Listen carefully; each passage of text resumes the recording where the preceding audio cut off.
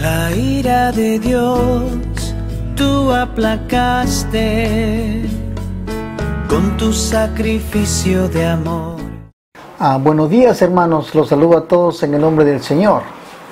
Hoy es día del Señor, día domingo, donde nosotros le damos la gloria una vez más al Señor, porque ser un día muy especial, sobre todo porque el pueblo de Dios debería reunirse, pero por las situaciones de esta pandemia mundial que está pasando, no se están reuniendo todos los hermanos y estamos dando la enseñanza de una manera virtual.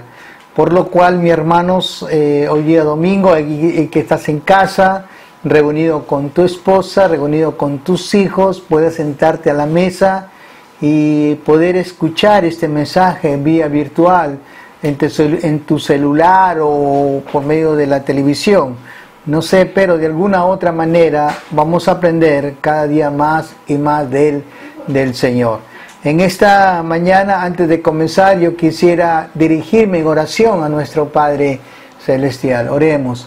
Soberano Padre que estás en los cielos, te damos gracias una vez más porque nos permites en los méritos de tu Hijo amado Jesús compartir el Evangelio, la palabra tuya, Padre Celestial, y que seas tú hablando a nuestras vidas a través de tu palabra, Señor.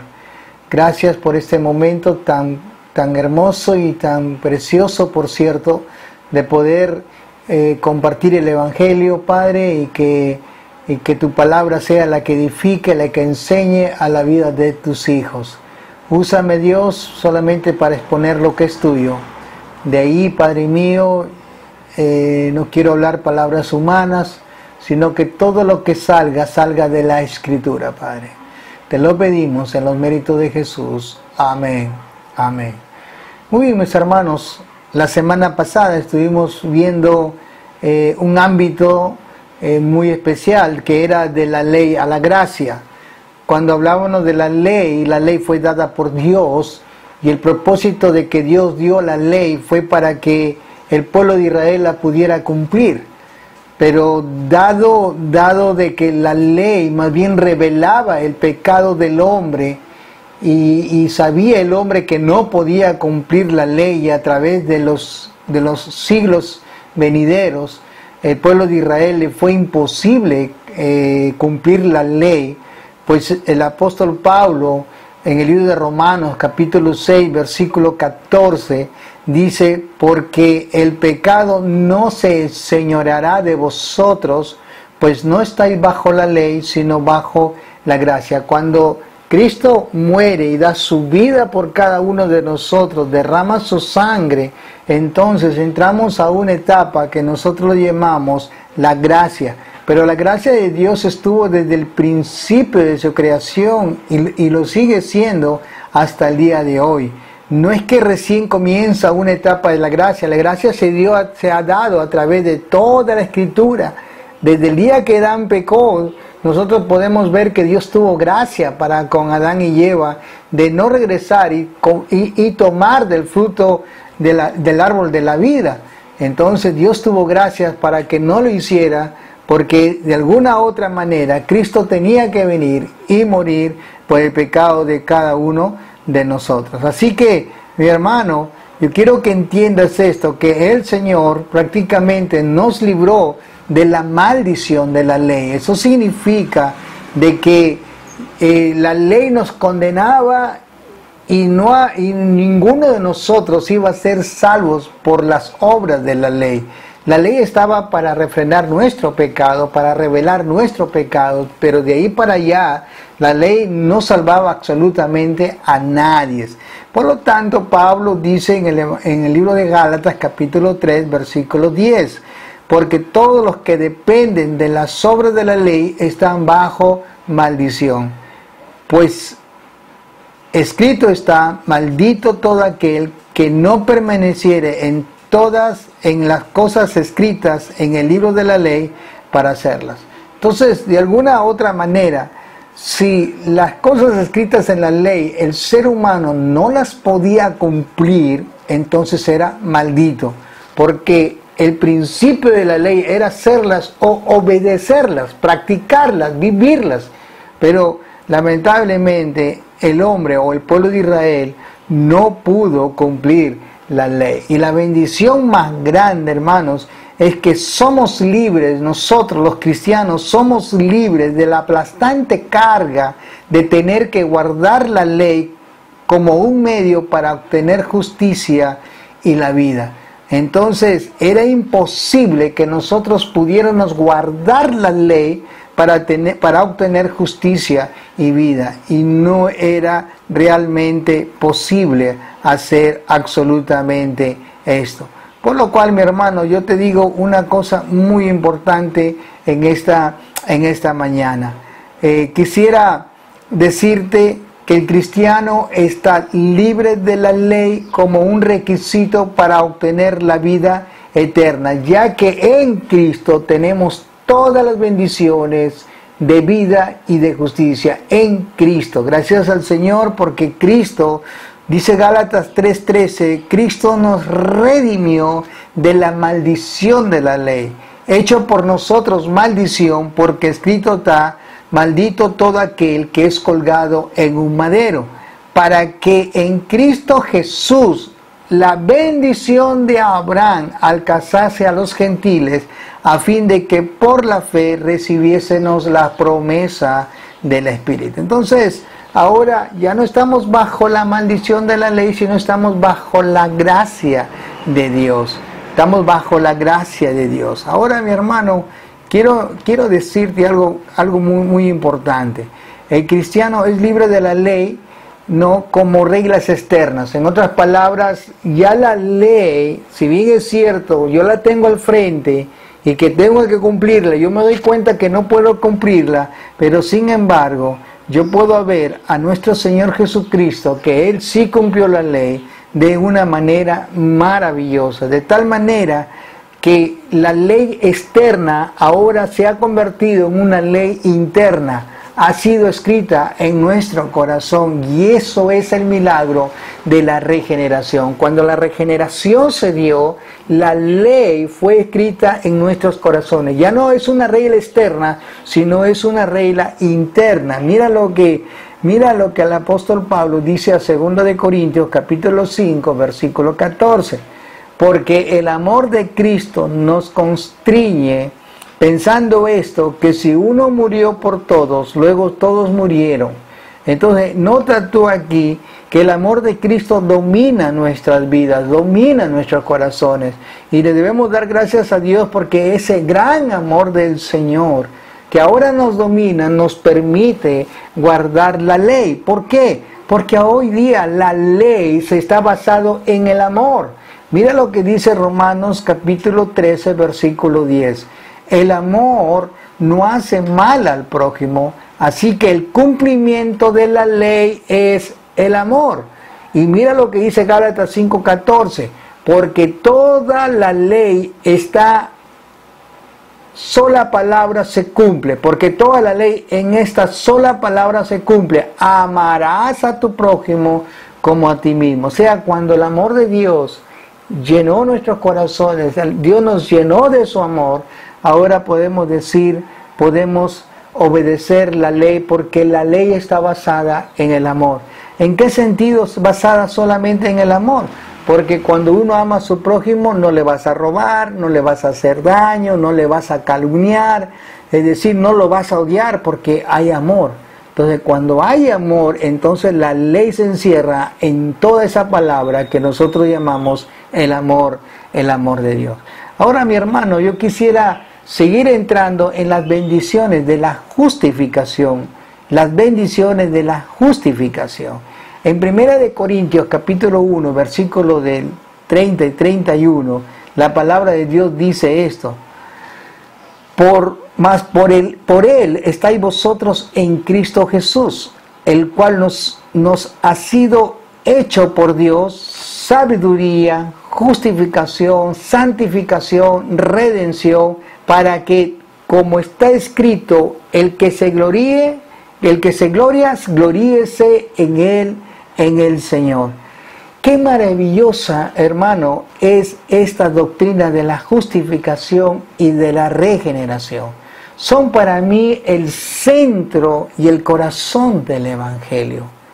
Y a veces yo me pregunto, ¿qué grandes buenas nuevas pueden ser la gloriosa proclamación de una comunión restaurada con Dios?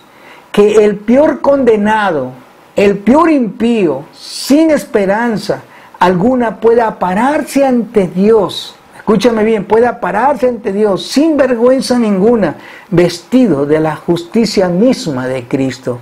Y que el más repugnante y vil pecador pueda convertirse completamente en una nueva criatura. Esto es increíble de lo que ha hecho, de lo maravilloso que son estas dos doctrinas, la doctrina de la justificación y la doctrina de la regeneración. Dios cambiando el corazón de una persona, Dios regenerando el corazón de una persona, Dios justificando a esa persona que estaba condenada realmente a una condenación eterna y para siempre. Sin embargo, Dios tuvo gracia y dio su vida por cada uno de nosotros. Así que qué maravillosas son estas doctrinas. Pero lo más maravilloso de esto, mi hermano, lo más lindo, lo más precioso de esto, es que la palabra que nosotros podíamos rescatar de estas doctrinas es estar en Cristo. Cuando una persona está en Cristo, eso es lo más maravilloso. Esto significa poseer una bendición que es inimaginable, o sea, algo que uno no puede ni siquiera tratar de discernir. Una bendición espiritual inimaginable, o sea, algo que nosotros queremos imaginar y no lo podemos entender. En Efesios capítulo 1, versículo 3 dice: bendito sea el Dios y Padre de nuestro Señor Jesucristo, que nos bendijo con toda bendición espiritual en los lugares celestiales en Cristo. Esto es algo que la vez pasada yo estuve diciendo, algo difícil de comprender. Solamente lo entiendo por la Escritura, pero qué grande es Dios para poder haber hecho esto con hombres impíos, viles, pecadores. Es difícil de comprender esto, pero puedo ver que eso fue una gran bendición espiritual que Dios ha dado para aquellos que dio su vida por cada uno de ellos. En Santiago 1:17, mira lo que la Biblia dice: toda buena dádiva y todo don perfecto desciende de lo alto. Tú puedes ver esto, que todo regalo, toda bendición, todo don perfecto desciende de lo alto, del Padre de las luces, dice la palabra, en la cual no hay mudanza ni sombra de variación. Esto tiene que ver con que Dios no cambia, que Dios es inmutable, que es el mismo de ayer, de hoy y para siempre. Ese sentir de Dios, ese amor de Dios. Cuando Él ha salvado a alguien por amor a sí mismo. Él no vio nada bueno en nosotros, pero podemos ver las bendiciones de la justificación son maravillosas, mi hermano. Ahora, cada uno de nosotros somos justificados en Cristo. Él hizo todo por nosotros. Todas las bendiciones de la justificación son nuestras en Cristo. En Cristo tenemos justicia perfecta y es la misma justicia de Dios. Voy a leer lo que dice Filipenses capítulo 3, versículo 8.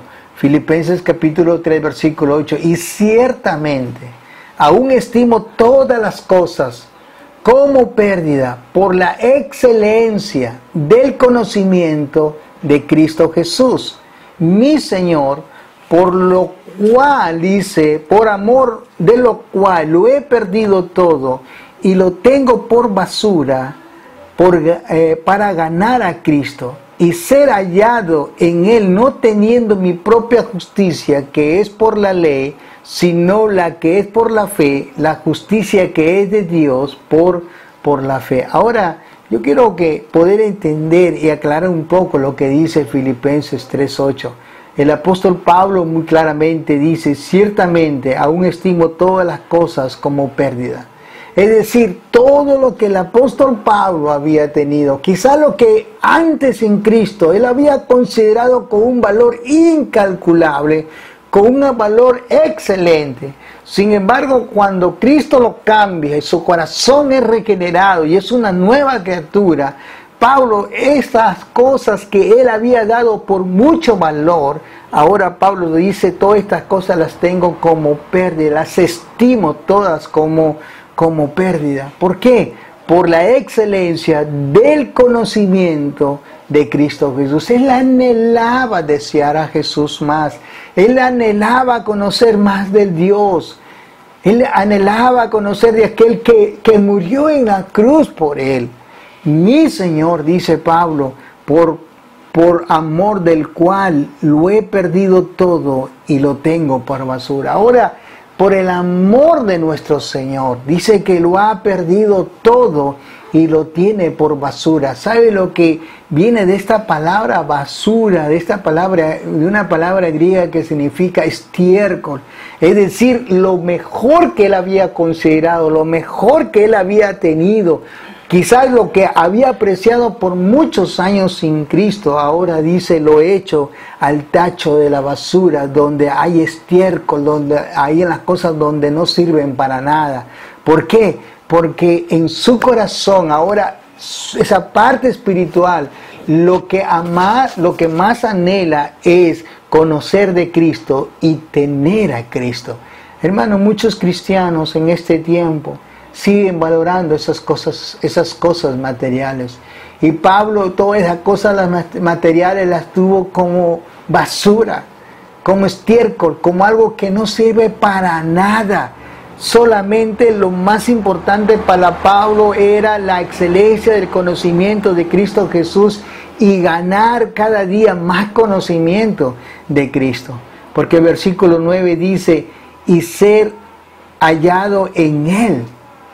Mira, y ser hallado en Él, no teniendo mi propia justicia.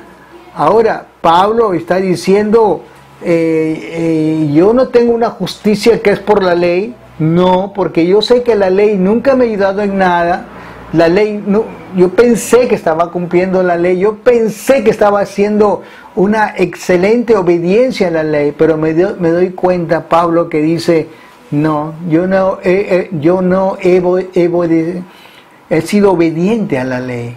Eso es lo que está diciendo Pablo. Yo no he sido obediente a la ley, sino que es por la fe de Cristo. Ahora, la fe que Cristo le dio, que Dios le dio, ahora la tiene solamente fundamentada en la roca que es Cristo. La justicia que es de Dios por la fe. La justicia que es de Dios por la fe. Ahora él se goza en esa justicia que es de Dios. Es decir, Dios envió a Jesucristo a morir en la cruz por nuestros pecados, y cuando Cristo murió, Él fue nuestra justicia, porque Dios descargó toda su ira en nuestro Señor Jesucristo. Y esa ira que descargó fue para que muchos de nosotros tengamos esa misma justicia de Dios, que ahora ya Dios nos mira con algo muy diferente. Ahora Dios te mira a ti como el justo, el perdonado. Ahora Pablo dice la justicia de Dios por la fe. Ahora mira lo que dice Colosenses, 2 Corintios 5:21. Al que no conoció pecado, por nosotros lo hizo pecado, para que nosotros fuésemos hechos justicia de Dios en él. Ahora nota tú aquí al que no conoció pecado. ¿Quién era? Jesucristo. Jesucristo no conoció pecado. Él fue el perfecto, el santo. No hubo el Cordero perfecto, no hubo pecado en él. Eso es lo que la Biblia a mí me dice, al que no conoció pecado. Ahora dice, por nosotros se hizo pecado. Él no tenía pecado, pero Él llevó nuestro pecado. El pecado de cada uno de nosotros fue cargado en la persona de nuestro Señor Jesucristo. Y ahí, en la cruz, Él estaba llevando el pecado de cada uno de nosotros para que nosotros fuésemos hechos justicia de Dios en Cristo. Ahora, todo tiene que estar en Cristo, mi hermano. Ahora, en Colosenses capítulo 1, versículo 14, mira lo que la Biblia dice: en quien tenemos redención por su sangre, el perdón de pecados. Cada vez que muchas veces nosotros tenemos y leemos esta frase en la Biblia, redención por su sangre. Cuando nosotros vemos esa palabra redención, tiene que ver con un intercambio comercial. Recuerden que la redención tiene que ver con un pago. Antiguamente a los esclavos, cuando eran vendidos, una persona iba y pagaba el precio por ese esclavo, y ese esclavo quedaba al servicio de su nuevo amo. Ya no, si ese amo era una persona temerosa de Dios, ese esclavo iba a vivir una vida agradable a Dios, iba a vivir una vida agradable a Dios. Si esa persona que pagaba ese precio y le daba la libertad a ese esclavo, su vida iba a ser una vida totalmente diferente.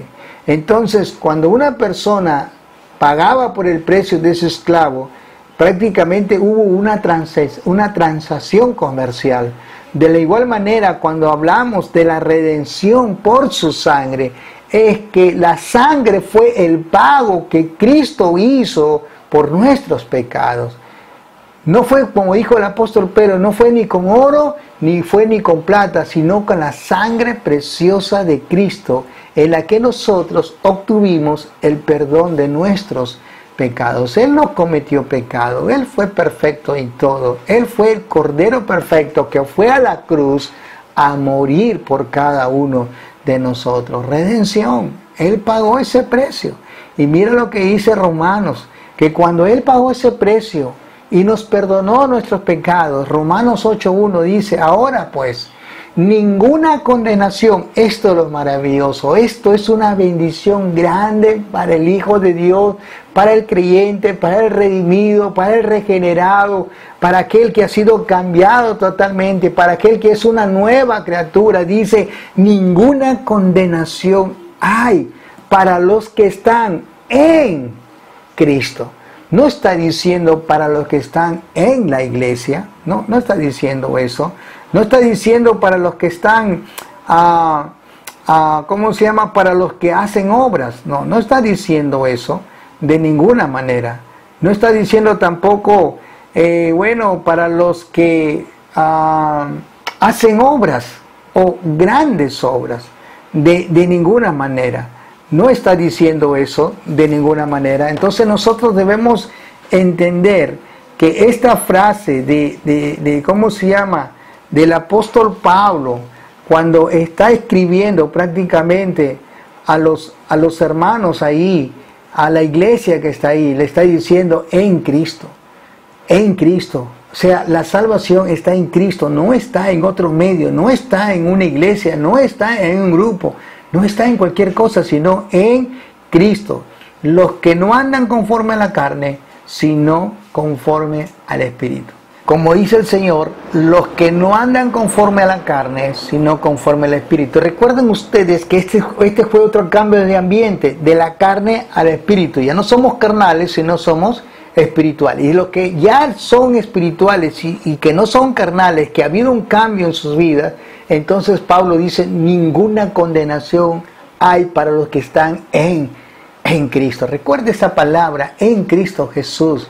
Entonces hay una vida nueva, una vida totalmente transformada y cambiada, mi hermano. Ahora, otra de las bendiciones es que somos nuevas criaturas en Cristo. Bueno, hay varios textos, no voy a tratar todos porque quiero terminar esto. Por ejemplo, las bendiciones de la regeneración son también en Él. O sea, lo que Él cambió, lo que Él transformó, cuando cambió nuestro corazón de piedra y puso un corazón de carne, esa fue una obra totalmente sobrenatural. Dios lo hizo.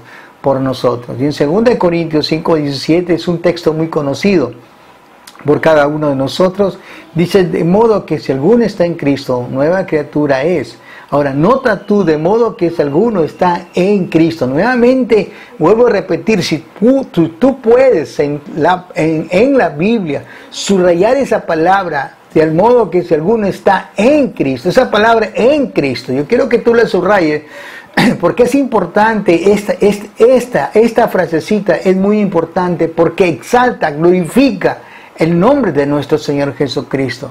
Dice que si alguno está en Cristo es una nueva criatura. Las cosas viejas, esas cosas que pasaron, nuestro pecado, nuestra vida vieja, quedó a un lado. Y aquí dice, todas son hechas nuevas. De tal manera que Pablo en el libro de Efesios, capítulo 2, versículo 10 dice, porque somos hechura suya. Si somos nuevas criaturas, Él nos hizo y somos hechuras suyas, creados en Cristo. Nuevamente comienza a decir esa palabra, en Cristo Jesús, para buenas obras, las cuales Dios preparó de antemano para que anduviésemos. ¿Qué cosa dice en ella? O sea, ha habido cambios, somos nuevas criaturas y fuimos creados para buenas obras, pero creados en Cristo. Las obras que ahora hacemos, las hacemos en Cristo. Yo puedo ver en este tiempo de pandemia que los corazones de muchas personas se han vuelto dóciles, y no está mal que hagan obras de dar alimento a aquellos que lo necesitan. He podido ver por las noticias, por ejemplo, grupos de la cumbia, grupos de rock, grupos de cantantes que por mucho tiempo, mujeres cantantes, que están donando canastas, bolsas de canastas, y eso es bueno. Yo no digo lo que es lo contrario, yo no tengo recursos económicos suficientes. Si yo lo estuviera, yo podría ir y comenzaría a repartir canastas a las personas que más lo necesitan, pero si tuviera los recursos, pero no los tengo, sinceramente. No tengo esos recursos, por lo cual ellos están haciendo una buena obra a los ojos de la humanidad. Pero déjame decirte que ninguna de estas cosas que muchos de ellos están haciendo los van a llevar al cielo. Porque la Biblia muy claramente dice, no por obras para que nadie se gloríe. Nadie va a ir al cielo, nadie va a entrar a la gloria por las obras que hizo. Mi amigo, si tú me estás escuchando, quiero que me entiendas bien. No te estoy diciendo que estás haciendo malas cosas, no te estoy diciendo que lo que estás haciendo no es correcto. Es bueno, porque la gente lo necesita. Y es bueno que lo que estás haciendo. Pero no es el medio de decir, yo ya estoy ganando el cielo. Si el grupo donde estás te promete que la obra que tú haces te lleva al cielo, simplemente lee la escritura, lee la palabra y piénsalo por un solo momento. Ahora, en Gálatas capítulo 2 versículo 10 dice, y vosotros estáis completos en Él. Ahora, subraya esa palabra, nosotros estamos completos en Él. ¿Quién es Él? Cristo. Le damos las gracias a Dios porque el día que Él cambió nuestra vida, Él dio una vida totalmente diferente. Ahora yo puedo decir, yo estoy completo en Cristo. ¿Por qué? Porque Él hizo todo por nosotros. Lo que yo no pude hacer por mí mismo, lo que nosotros no pudimos hacer por mí mismo, Él lo ha hecho prácticamente por nosotros. A Él sea alabado y glorificado en todo tiempo. Y mira lo que dice, Efesios 2:6. Dice, y juntamente con Él nos resucitó. Ahora mira la resurrección con Él. El día que nosotros llegamos a conocer a Cristo como nuestro Señor de nuestras vidas y llegamos al bautismo, dice que resucitamos juntamente con Él. Morimos y resucitamos con Él, en Él, porque Dios es la fuente de la vida. Él es la fuente de la vida. Ahora, un punto más es que somos una vida dependiente. de lo que Él ha hecho en nosotros, al darnos justificación, a darnos regeneración, ahora nuestra vida es una vida dependiente en Dios. Dependiente en Dios. Desde el momento que el Señor nos justificó y nos dio una nueva vida, ahora, hermanos, dependemos solamente de Dios. Aparte de Cristo no somos nada y no podemos hacer nada. Y eso es algo que yo quiero que en esta mañana tú tengas muy bien en cuenta, que sin Él nosotros no podemos hacer nada. En el Evangelio de San Juan, capítulo 15, versículo 5, la palabra de Dios dice de la siguiente manera: yo soy la vid, vosotros los pámpanos. El que permanece en mí y yo en él, éste lleva mucho fruto, porque separados de mí, nada podéis hacer. En otras palabras, todo lo que tenemos y todo lo que somos y lo tenemos solamente en Él. Aquel que la vida cristiana es una vida totalmente dependiente solo en nuestro Dios.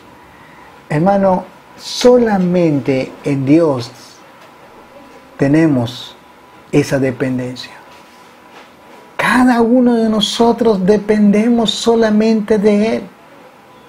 Ahora mi vida debe depender solamente de Él. Yo no soy un autosuficiente. Yo no puedo decir, yo no necesito de Dios, yo puedo vivir mi vida libremente, independiente de Él. No se puede. Yo necesito dependencia de Dios. Mira lo que dice ahí, solamente retrocediendo el versículo 4, Juan 15:4, dice: permaneced en mí y yo en vosotros. Como el pámpano no puede llevar fruto por sí mismo si no permanece en la vid, así vosotros si no permanecéis en mí. Y entonces de ahí Jesús dice: separados de mí, nada podéis hacer. La permanencia, dice: permaneced en mí y yo vosotros, dice el Señor. Como el pámpano no puede llevar fruto por sí mismo si no permanece en la vid. Y el Señor vuelve a decir: así vosotros, así tampoco vosotros, si no permanecéis en mí. En otras palabras, un cristiano, en la libertad que Cristo nos ha dado y la libertad que tenemos en Cristo, no significa que no necesitamos de Él, que ya estamos completos, que no necesitamos de Él. No, mi hermano, siempre vamos a depender de Él. Mira lo que dice 2 de Corintios, capítulo 3, versículo 5, en la versión, la Biblia de las Américas. Dice: no que seamos suficientes en nosotros mismos para pensar que cosa alguna procede de nosotros, sino que nuestra suficiencia viene de Dios, el cual también nos hizo suficientes como ministros del nuevo pacto, no de la letra, sino del Espíritu, porque la letra mata, mas el Espíritu vivifica. Ahora, mi hermano, yo quiero que entiendas bien una cosa interesante. Ningún cristiano debe sentirse suficiente. No quiere decir, bueno, ya soy cristiano, conozco todo, sé todo, domino la Biblia, tengo un conocimiento amplio de Dios, ahorita yo soy suficiente. No. Tenemos que reconocer que no somos suficientes. Nosotros mismos, hermano, en nosotros mismos, para pensar cosa alguna que procede de nosotros. No digas: todo esto que yo estoy enseñando procede de mí. No, yo no soy suficiente, sino que nuestra suficiencia viene de Dios, es de Dios y viene de Dios. Así que como ministros, como siervos, como hijos, como creyentes, como miembros de una iglesia, Hermano, quiero que entiendas que estamos en un nuevo pacto, no de la letra, no de la ley, no de la ley, sino del Espíritu, porque la ley en realidad nos mata, en el sentido de que no la podemos cumplir, nos dice de los pecadores que somos y que no podemos cumplir absolutamente la ley para nada. Nadie puede cumplir absolutamente la ley, pero sin embargo dice, porque la letra mata, pero el Espíritu, ¿qué cosa dice? Vivifica. Ahora nosotros debemos entender esta parte. El Espíritu vivifica. En otras palabras, tenemos una vida diferente, distinta, donde lo que tenemos ahora solamente exalta y glorifica el nombre de nuestro Dios y nuestro Rey Jesucristo, de las cuales nosotros tenemos que cada día darle la gloria solamente a Él por lo que Él ha hecho dentro de nosotros. Porque recuerden ustedes que mientras estemos en la carne, esta carne no ha sido redimida. Mi hermano, no ha sido redimida. Nosotros debemos tener muy bien en cuenta, hermanos, que lo que está adentro, cuando nosotros nos sometemos a nuestro Dios, cuando cada día su palabra es lo más importante en nosotros, cuando nosotros vemos que la palabra nos edifica, nos enseña, nos santifica, hermanos, es una cosa maravillosa de que este cuerpo que está propenso al pecado no va a caer en el pecado muy fácilmente. No digo que no vamos a caer, sino que no vamos a ceder muy fácilmente al pecado, porque lo que está adentro es el Espíritu Santo. Y si el Espíritu Santo está adentro, hermanos, nosotros vamos a ser fortalecidos cuando nosotros cojamos esta palabra y podamos estudiarla, meditarla, vivirla, como dice Santiago, no simplemente ser oidores de ella, sino hacedores de ella. Cuando nosotros cumplimos con esto y obedecemos y hacemos la palabra, el pecado no va a tener potestad sobre nuestra carne, no la va a tener. Y constantemente hay que pedirle al Señor en oración que siempre y siempre nos mantenga protegidos de que el enemigo trate de hacernos caer en alguna falta o en algún error. ¿Que estamos propensos a hacerlo? Sí, mi hermano. Pero un día este cuerpo va a ser glorificado. Un día este cuerpo va a ser transformado. Y ese día en adelante nunca más le fallaremos al Señor. Por ahora, mantente firme. La próxima semana estaremos hablando de Adán hacia Cristo. De Adán hacia Cristo. Estaríamos terminando prácticamente el último ámbito de la regeneración. De Adán hacia Cristo. Y después haremos un resumen de todo lo que hemos venido estudiando y ahí terminaremos con la enseñanza bíblica de la justificación y de la regeneración. La próxima semana, Dios mediante, estaremos terminando con de Adán a Cristo, el último ámbito de la regeneración. Vamos a orar. Soberano Padre que estás en los cielos, te damos gracias, Dios. Gracias, Padre, porque tú eres un Dios grande y maravilloso. Padre, no somos dignos de estar delante de ti. Perdónanos nuestros pecados. Padre mío, tenemos tendencia a caer en el pecado en cualquier momento, pero que tu Santo Espíritu y tu palabra obre cada día en nosotros. Que podamos vivirla, practicarla, Señor. Padre, ayuda a tu pueblo en todo tiempo. Ayuda a tus hijos en todo tiempo, Padre.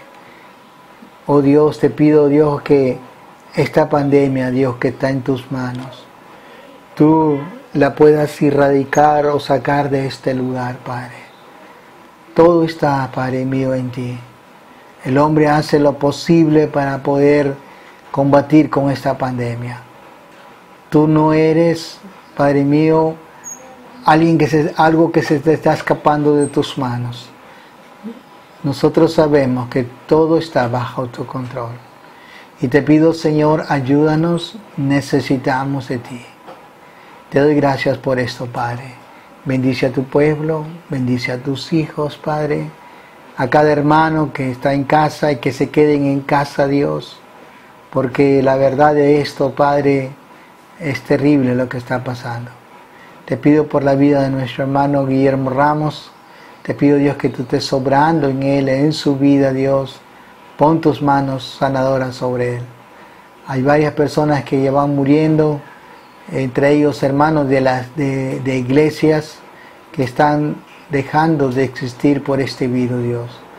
Bueno, tú tienes propósitos, tú tienes planes, Padre, y cualquiera que sea el plan, el propósito es para tu gloria, Padre. Bendice pues a tu pueblo y a tus hijos, Padre. Te lo pedimos en el nombre de Jesús. Amén. Amén.